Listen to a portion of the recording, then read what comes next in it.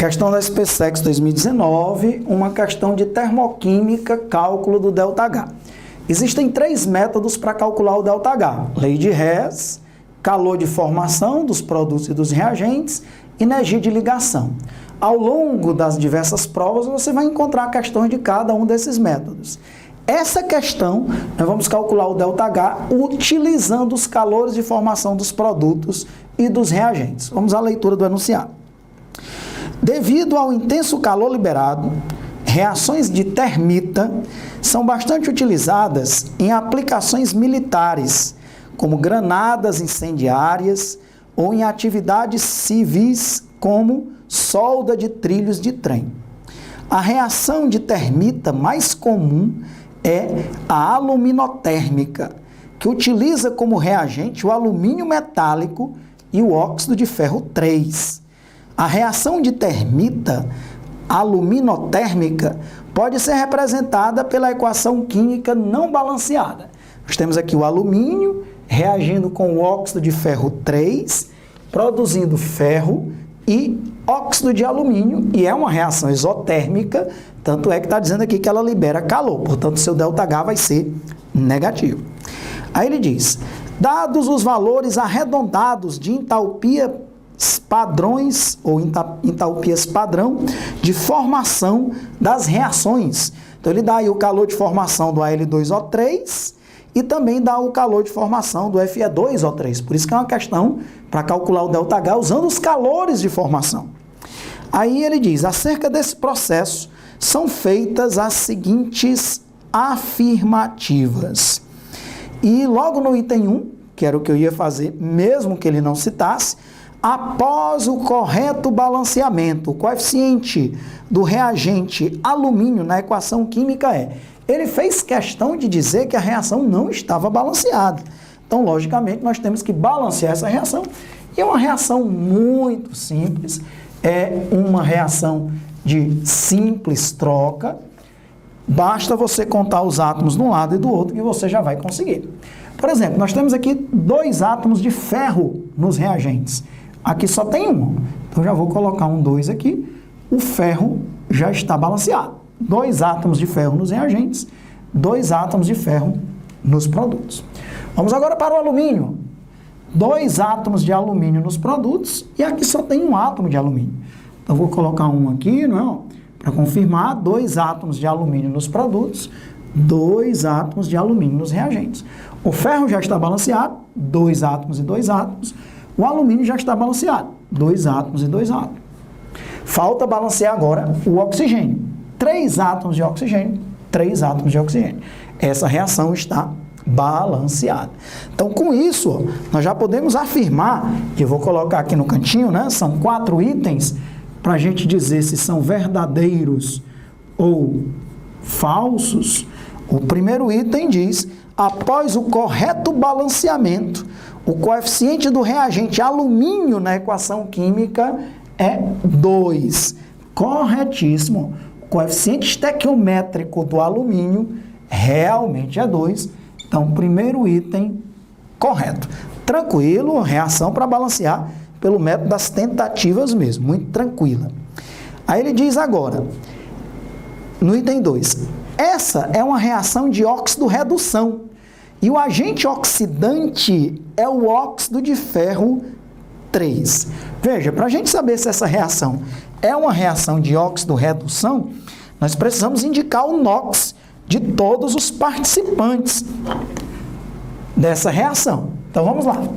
O NOx do alumínio é 0, porque o NOx de uma substância simples é 0.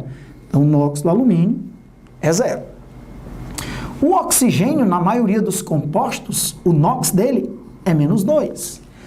3 vezes menos 2, menos 6. A soma dos NOx numa substância composta tem que dar 0. Então, quanto é o NOx do ferro aqui? Para que a soma dê 0. Se tem menos 6, tem que dar mais 6. 2 vezes mais 3. Então, 2 vezes mais 3, mais 6. 3 vezes menos 2, menos 6. E nesse caso aqui, como era uma substância biatômica, ou que só tem 2 elementos químicos, o ferro e o oxigênio, você poderia usar a regrinha de inverter aqui, não? O ferro é mais 3, o NOx, e o oxigênio é menos 2, o NOx. Realmente o ferro tem NOx variável, né? O ferro, existe o ferro 2+, e o ferro 3+. O cátion ferroso, que é o ferro 2+, e o cátion férrico, que é o ferro 3+. Então aqui é o óxido de ferro 3, porque também tem o óxido de ferro 2. Aqui você já sabe, o NOx de uma substância simples é 0. Aqui, ó, o oxigênio é menos 2, menos 6. O alumínio tem NOx fixo, é mais 3. Você poderia também usar a regrinha de inverter as cargas. Ó, o primeiro é positivo, o segundo é negativo. Então, o alumínio é 3+, e o oxigênio 2-. Então, coloquei o NOx de todos os participantes, por quê? Porque eu observo que realmente teve variação de NOx. Ó. O alumínio passou de 0 para mais 3, ou 3+. De 0 para mais 3, o alumínio perdeu elétrons. Quem perde elétrons sofre oxidação. Quem sofre oxidação é o agente redutor, ou simplesmente redutor, né? Em muitas provas aparece só esse termo, redutor. Tá bom? Então, o alumínio passou de 0 para 3+, perdeu 3 elétrons. Quem perde elétrons sofre oxidação. Quem sofre oxidação é o agente redutor. Se alguém perdeu elétrons, algum outro elemento ganhou elétrons, né? E esse outro elemento foi o ferro 3+. Ó. O ferro 3+, ele se transforma em ferro metálico, em ferro 0. De 3+ para 0, ele ganhou elétrons. Quem ganha elétrons sofre redução. E quem sofre redução é o agente oxidante, também chamado simplesmente de oxidante. Então, com isso, nós já temos condições de responder se o segundo item é verdadeiro ou falso. Ele diz, essa é uma reação de óxido-redução? É, porque tem elementos se oxidando, o alumínio, e elementos se reduzindo, que é o ferro 3+. Aí ele pergunta, essa é uma reação de óxido-redução, e o agente oxidante é o óxido de ferro 3. Quem é o agente oxidante? É o óxido de ferro 3, porque quem sofre redução é o agente oxidante. Verdadeiro. E aí eu aproveito para fazer um aprofundamento, tá certo? Se eu lhe perguntar qual foi o elemento que sofreu oxidação, qual é a sua resposta? Quem sofreu oxidação é o alumínio, o elemento alumínio. Agora, se eu lhe perguntar quem é o agente redutor, no caso aí vai coincidir. Agente é sempre a substância toda, mas quem é a substância toda? É o alumínio. Quem sofreu oxidação foi o alumínio. Quem é o agente redutor? É o alumínio. Mas olha agora a diferença em relação ao que eu quero aprofundar com você. Se eu lhe perguntar quem sofreu redução, qual é a resposta? Quem sofreu redução é o ferro 3+. O ferro 3+, é o elemento, que no caso aí é um cátion. Quem sofreu redução é o ferro 3+. Olha agora, quem é o agente oxidante? Agente oxidante, a gente não escreve só o elemento, escreve a substância toda. Quem é o agente oxidante? É o Fe2O3, que é o óxido de ferro 3. Então tá aí, nunca esquecer. Lógico que às vezes pode coincidir. Quem se oxidou foi o alumínio e o agente redutor é o alumínio. Mas nem sempre. Ó. Quem se reduziu foi o ferro 3+, que é um cátion, que ganhou elétrons e passou a ser ferro 0, ferro metálico. Mas quando eu pergunto quem é o agente oxidante, é a substância toda, que é exatamente o que ele diz. O agente oxidante é o óxido de ferro 3, correto? Óxido de ferro 3, isso é um óxido. Então, muito importante, por isso que eu fiz esse aprofundamento com você, porque essa é a nossa característica, aproveitar as questões para revisar tudo que você precisa saber. Agora sim, nós vamos ter que calcular o ΔH dessa reação. Não esqueça, existem questões para calcular o ΔH usando a lei de Hess, usando as energias de ligação e agora usando os calores de formação, que inclusive ele deu. Vou até escrever a reação novamente, tá certo? para ficar bem organizado, porque eu vou anotar os calores de formação. Então, a reação é 2 mols de alumínio, reagindo com 1 mol de Fe2O3, produzindo 2 mols de ferro sólido, mais 1 mol de Al2O3, e eu quero calcular o ΔH dessa reação, que nós já sabemos que vai ser um ΔH negativo, porque a reação exotérmica ocorre com liberação de calor. Alexandre, como é que você sabe que essa reação é por calor de formação? Se fosse por lei de Hess, ele daria outras reações para você transformar nessa daí. Se fosse uma questão de energia de ligação, ele daria o valor de cada ligação quebrada ou formada, que não é o caso. O que ele deu, foi o calor de formação do Al2O3, que eu vou anotar aqui, é menos 1.676 kJ por mol. Isso é o calor de formação do Al2O3, que é o calor para formar 1 mol dessa substância.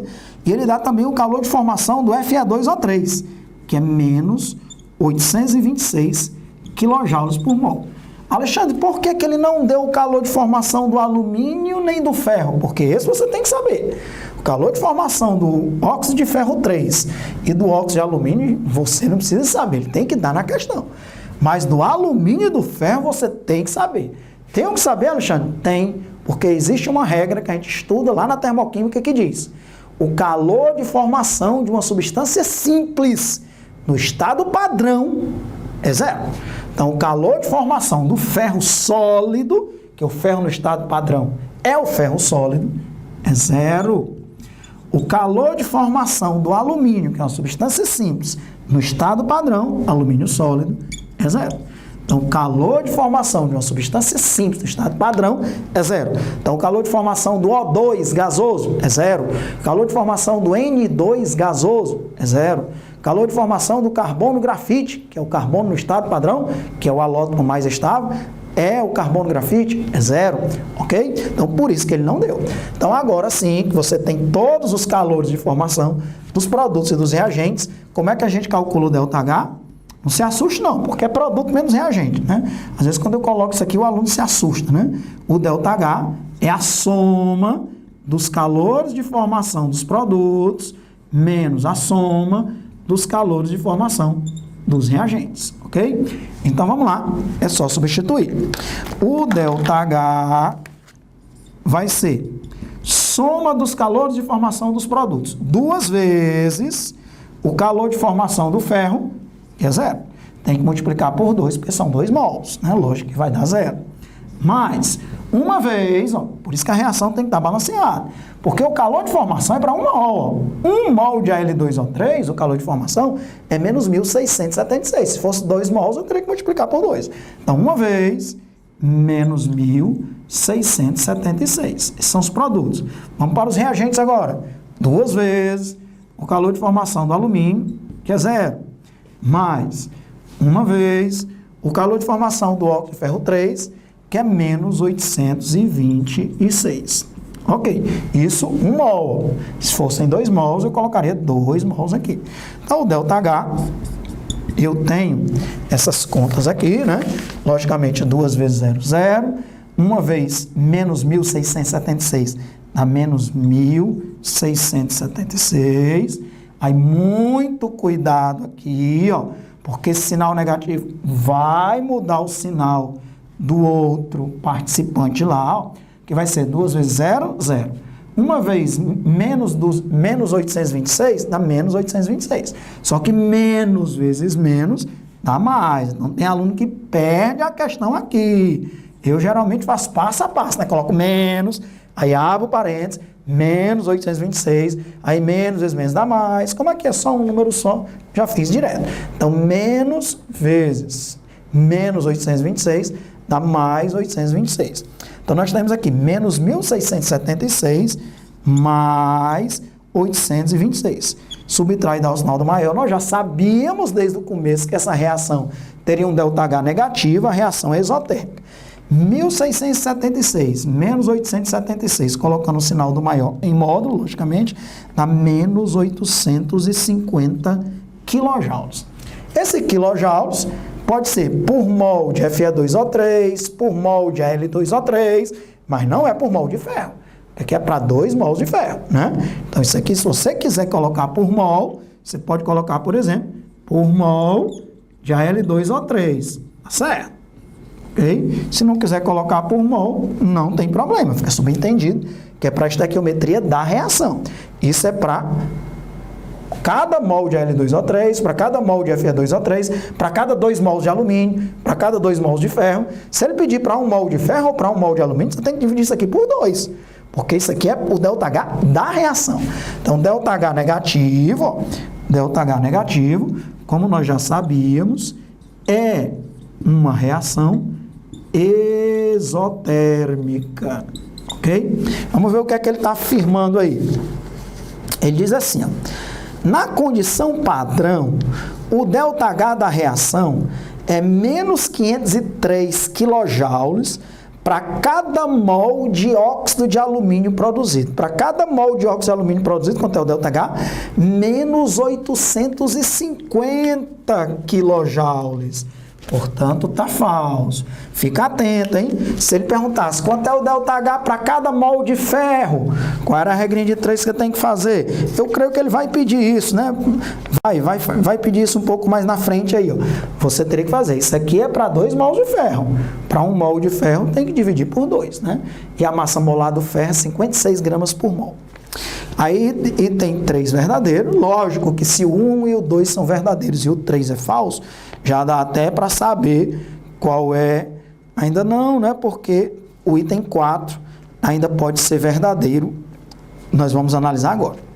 Item 4. Na condição padrão, para a obtenção de 56 gramas de ferro metálico, o calor liberado na reação é 355 kJ. Atenção, esse ΔH é para 2 mols de ferro. Vou anotar aqui, nós vamos fazer esse cálculo bem bonitinho aqui para deixar registrado. E lembrando que quando eu usar a palavra libera, nem precisa colocar o sinal negativo, né? Eu posso dizer, o calor liberado por essa reação foi 850 kJ, porque o sinal negativo é para dizer que a reação é exotérmica, tá bom? Mas eu vou colocar o sinal negativo. Então, é menos 850 kJ para 2 mols de ferro. Alexandre, quanto é a massa molar do ferro? A massa molar do ferro é 56 gramas por mol. Significa que 1 mol de ferro é 56 gramas. Se 1 mol de ferro é 56 gramas, ele está exatamente perguntando o quê? Ó? Qual o ΔH liberado para 56 gramas de ferro? Isso aqui não é para 56 gramas de ferro. Foram liberados 850 kJ para 2 mols de ferro, ou seja, 2 vezes 56 gramas, que é quanto? 112 gramas de ferro. Tá bom? Se foram liberados menos 850 kJ para 112 gramas de ferro, quantos quilojoules foram liberados para 56 gramas de ferro? Logicamente, a metade, né? De 112 gramas de ferro para 56 gramas de ferro é a metade. Esse Y, basta a gente dividir por 2, né? Dá para simplificar, ó, 112 por 56, esse Y vai ser menos 850 vezes 56, dividido por 112. Como eu disse, dá para simplificar 112,56, que dá 2. 850 por 2 vai dar, eu tenho aqui esse cálculo, menos 425, né? Item, conta fácil, menos 425 kJ. Aí, se você quiser, você pode colocar por mol de ferro. Porque agora, esse é o calor liberado por mol de ferro. Porque menos 850 kJ é o ΔH da reação, só que nessa reação tem 2 mols de ferro produzidos. O ΔH, ele é estequiometricamente proporcional a cada participante da reação. Então, o ΔH obedece à estequiometria de cada participante da reação balanceada. Então, esse menos 850 kJ é para cada 2 mols de ferro. Para 1 mol de ferro só, é a metade. Menos 425, isso deixa o item verdadeiro ou falso? Ele diz que na condição padrão, para obtenção de 56 gramas de ferro, que é 1 mol de ferro, O calor liberado é 355. Falso. O calor liberado é 425. Ok? Então, falso. Cuidado, que alguém pode dizer, tá falso porque não tem o sinal negativo. Não precisa.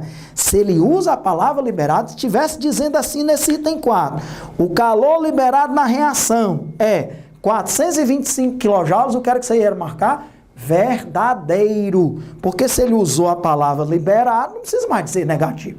É como se eu dissesse subir para cima. Eu vou subir para cima, eu vou descer para baixo, eu vou liberar menos 425 kJ, não precisa.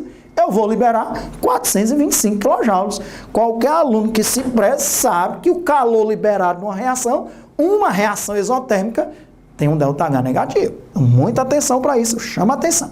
Somente itens 1 e 2 são verdadeiros, e aí a gente marca o item C de casa ou C de carambola. Então tá aí mais uma questão clássica na SPSEC. Uma questão de termoquímica envolvendo um dos 3 métodos para calcular o ΔH e geralmente, mesmo depois de calcular o ΔH, tem que realizar alguma estequiometria entre o ΔH e algum dos participantes da reação. Isso já é clássico e nós estávamos preparados para resolver a questão. Muito bonita, letra C.